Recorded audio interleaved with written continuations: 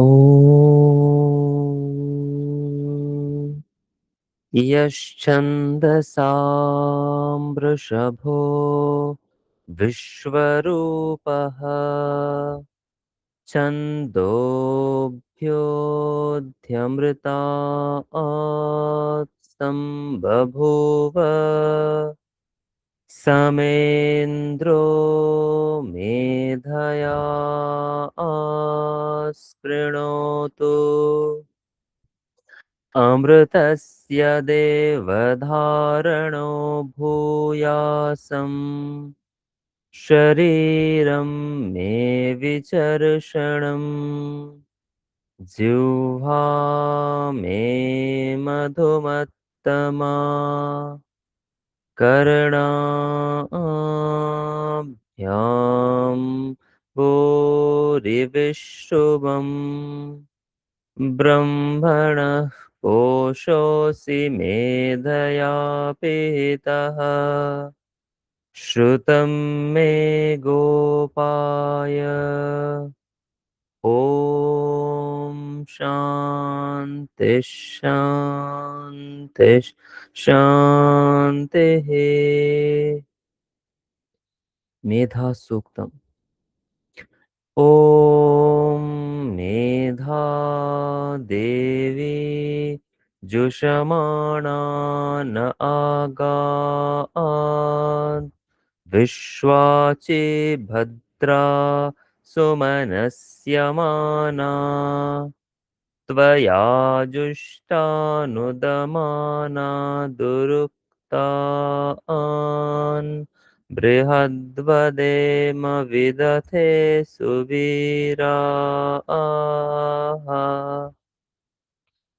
त्वया जुष्टऋषिर्भवति देवि त्वया ब्रह्मा गतश्रीरुतत्वया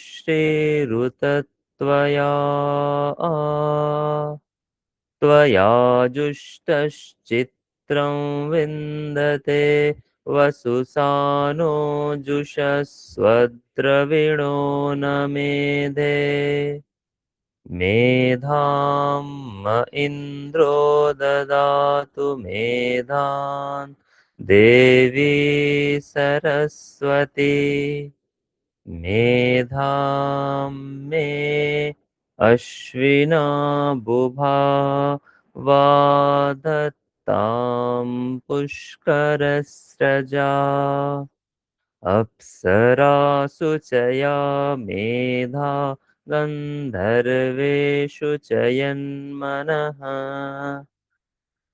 दैवी मेधा सरस्वती सामां मेधा सुरविर्जुषतागस्वाहा आमां मेधा सुरभिर्विश्वरूपा हिरण्यवर्णा जगति जगम्या ऊर्जस्वती पयसा पिन्वमाना सा मां मेधा सुप्रतीकाजुषन्ताम् ॐ हंस हंसाय विद्महे परमहंसाय धीमहि तन्नो हंसः प्रचोदयात् ॐ शान्ति शान्ति शान्तिः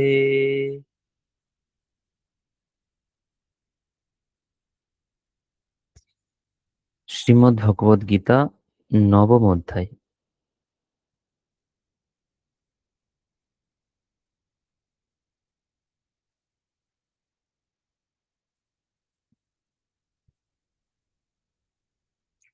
वसुदेवसुतं देवं कंसचाणूरमर्दनं देवकी परमानन्दं कृष्णौ वन्दे जगद्गुरुम्। अथ नवमोऽध्यायः। राजविद्या राजगुह्ययोगः।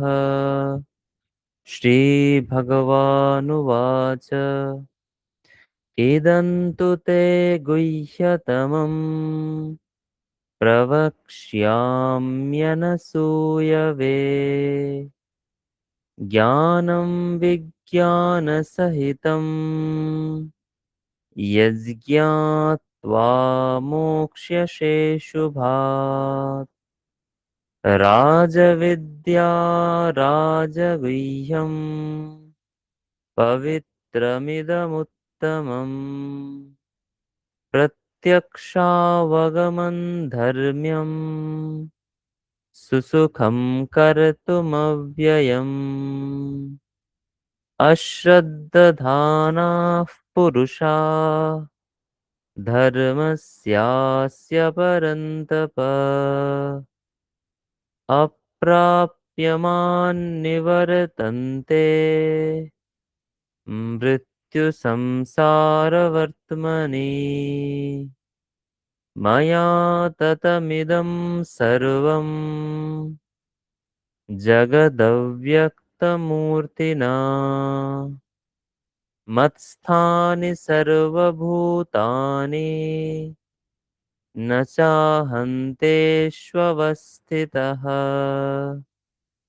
न च मत्स्थानि भूतानि पश्य मे योगमैश्वरम्। भूतभृन्न च भूतस्थो ममात्मा भूतभावनः।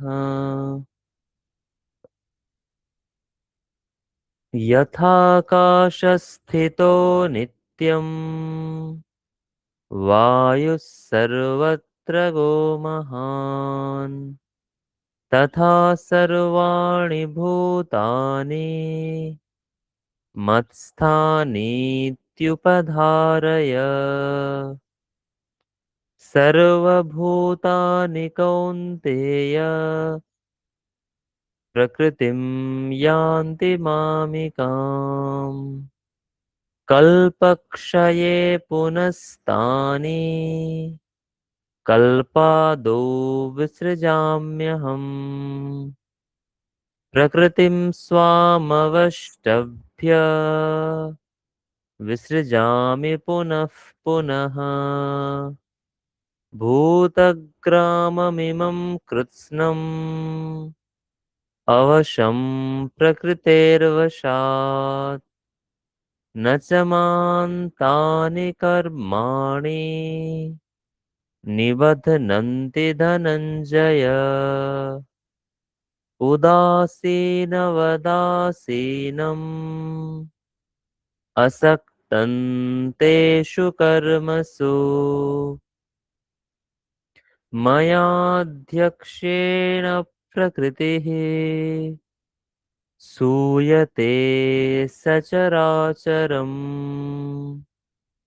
हेतुनानेन कौन्तेय जगद्विपरिवर्तते। अवजानन्ति मां मूढा मानुषीं तनुमाश्रितम्। परं भावमजानन्तो मम भूतमहेश्वरम्। मोघाशामोघकर्माणो मोघज्ञानाविचेतसः राक्षसीमासुरीं चैव प्रकृतिं मोहिनीं श्रिताः। महात्मानस्तु मां पार्थ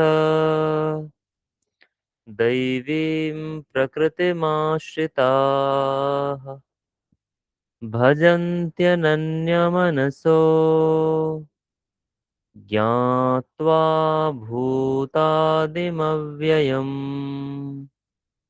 सततं कीर्तयन्तो माम् यतन्तश्च दृढव्रताः नमस्यन्तश्च मां भक्त्या नित्ययुक्ता उपासते ज्ञानयज्ञेन चाप्यन्ये यजन्तो मामुपासते एकत्वेन पृथक्त्वेन बहुधा विश्वतो मुखम् अहं क्रतुरहं यज्ञः स्वधाहमहमौषधम् मन्त्रोऽहमहमेवाज्यम् अहमग्निरहं हुतम् पिताहमस्य जगतो माता धाता पितामहः वेद्यं पवित्रमोङ्कार ऋक्सामयजुरेव च।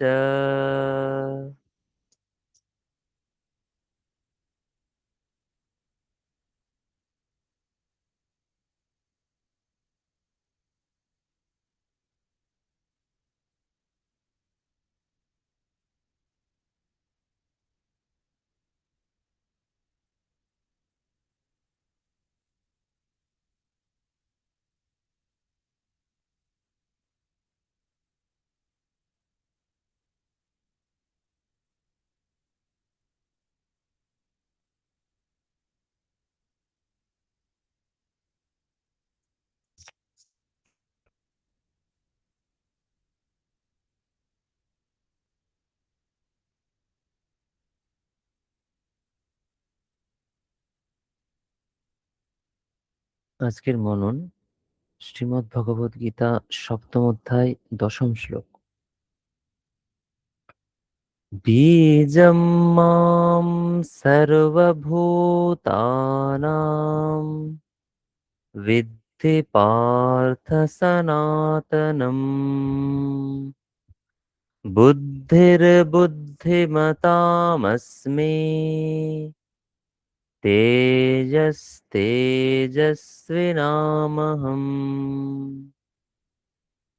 बीजं मां सर्वभूतानां विद्धि पार्थ सनातनम् बुद्धिर्बुद्धिमतामस्मि तेजस्तेजस्विनामहम्। হে অর্জুন, সকল ভূতের সনাতন বীজ আমাকেই জানবে, বুদ্ধিমানদের বুদ্ধি এবং তেজস্বীগণের তেজও আমি। সপ্তম অধ্যায়ে ভগবান জ্ঞান সমেত বিজ্ঞানের কথা এই অধ্যায়ে বলবেন বলে অর্জুনকে জানিয়েছেন।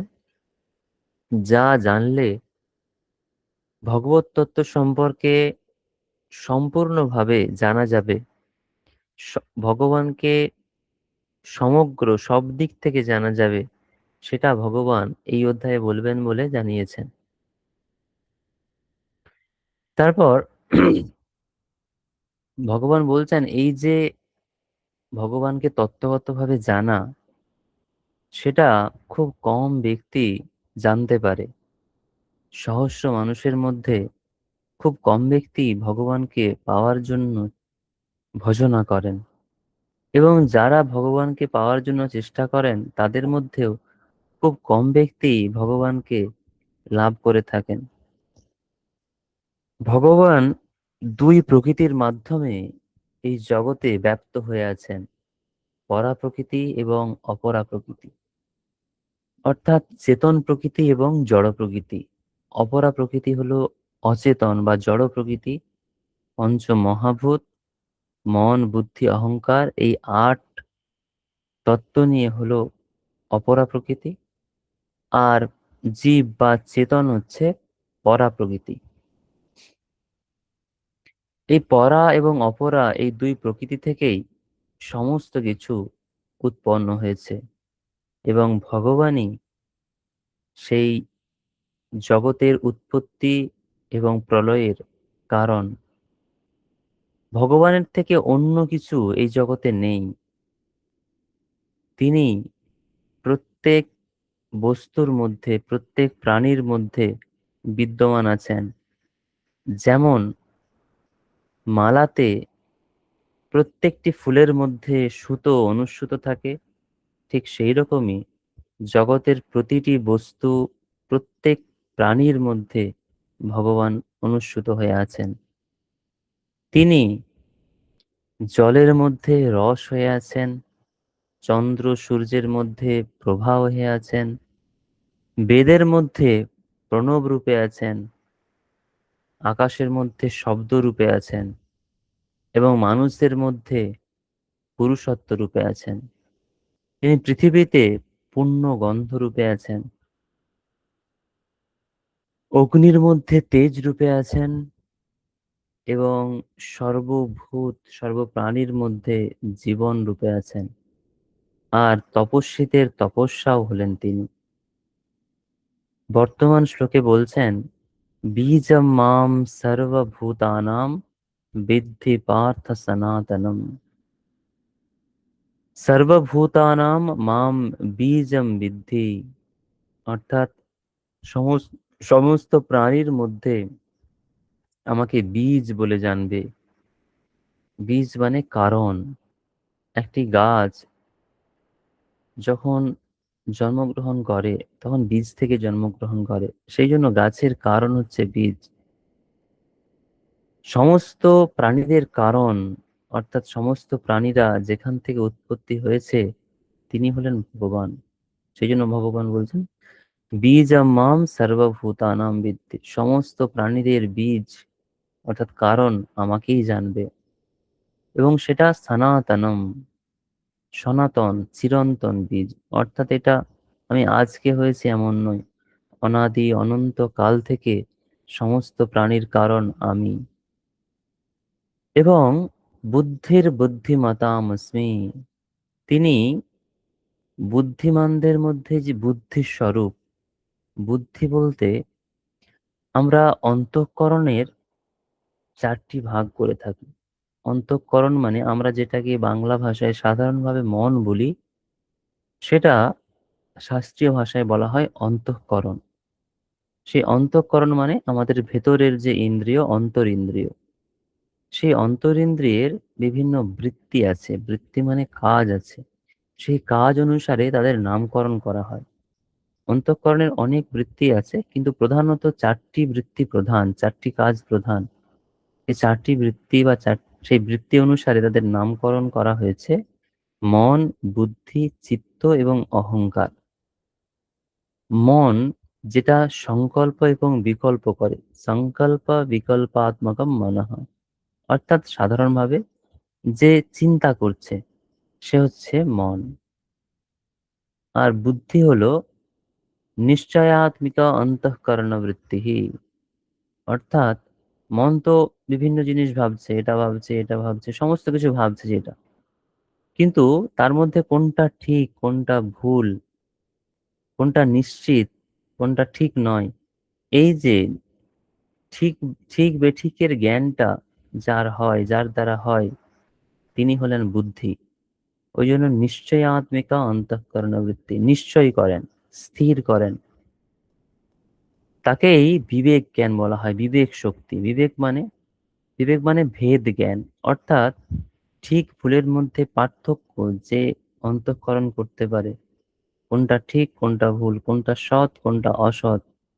এই যে ঠিক বা কোনটা যথার্থ, এই নিশ্চিত জ্ঞান যার দ্বারা হয় সে হচ্ছে বিবেক, তাকে বলা হয় বিবেক। এবং এই বুদ্ধির জ্ঞানই, বুদ্ধির কাজই হচ্ছে এই বিবেক করা, নিশ্চিত জ্ঞান করা। বলছে বুদ্ধিমানদের মধ্যে আমি বুদ্ধি স্বরূপ, অর্থাৎ যাদের মধ্যে বিবেক আছে। বিবেক মানে কিন্তু আমরা বাংলায় বিবেক ওই অর্থেই প্রয়োগ করে, বিবেক মানে হচ্ছে যে ভালো মন্দ বিচার করতে পারে, সে হচ্ছে বিবেকী পুরুষ তাকে বলা হয়।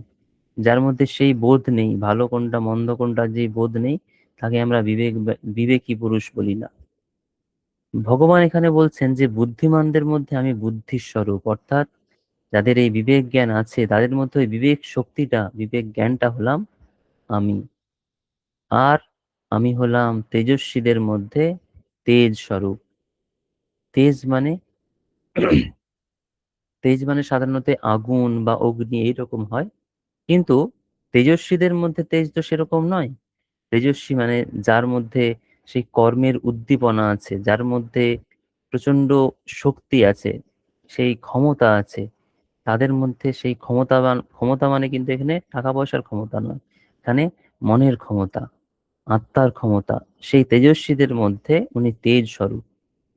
অর্থাৎ যার মধ্যে প্রচন্ড উদ্যম, প্রচন্ড বীর্য আছে, সেই হচ্ছেন ভগবান বলছেন আমি তাদের মধ্যে সেই উদ্যম, সেই তাদের মধ্যে তেজ, তাদের মধ্যে ক্ষমতা। আর ভগবান এই শ্লোকে বলছেন যে আমি সমস্ত প্রাণীদের কারণ স্বরূপ, বুদ্ধিমানদের মধ্যে আমি বিবেক শক্তি স্বরূপ, এবং তেজস্বী ব্যক্তিদের মধ্যে আমি তেজ স্বরূপ। এভাবে আমাকে জানবে, এভাবে আমি সমস্ত প্রাণীদের মধ্যে বিদ্যমান আছি, সর্বভূতে বিদ্যমান আছি।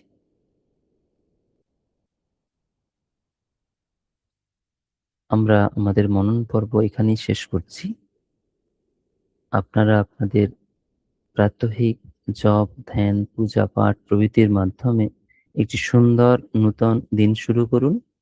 সকলকে সুপ্রভাত।